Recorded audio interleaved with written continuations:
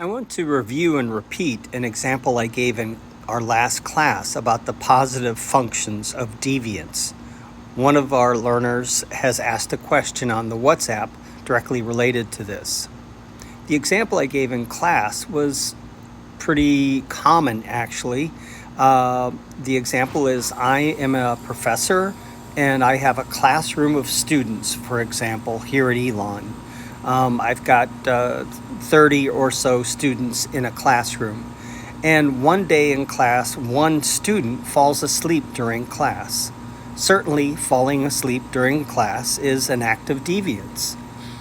Okay, and I might address and punish that student in some way for breaking that norm by falling asleep in class. But if 5 or 6 or 7 of the 30 students fall asleep in class, all of those acts are indeed deviance, but that pattern of deviance indicates to me that there may be something wrong, not with just one or two individuals, but a lot of individuals. My question now is, why are these students falling asleep? What is the room too warm? Is my lecture too boring?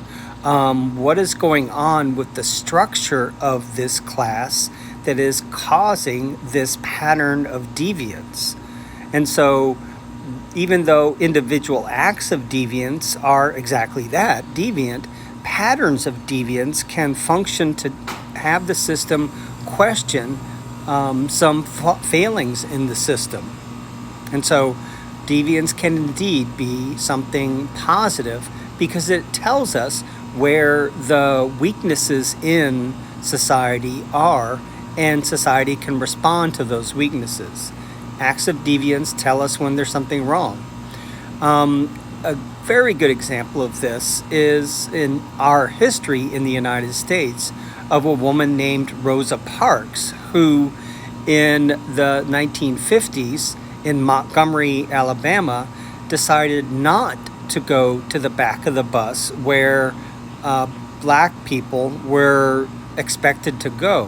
Her act of deviance of going to the middle of the bus and not giving up her seat when a white person came on was indeed an act of deviance. But indeed, her act of deviance gave rise to a larger civil rights movement that made a positive change in society in the United States in terms of understanding the rights of everyone.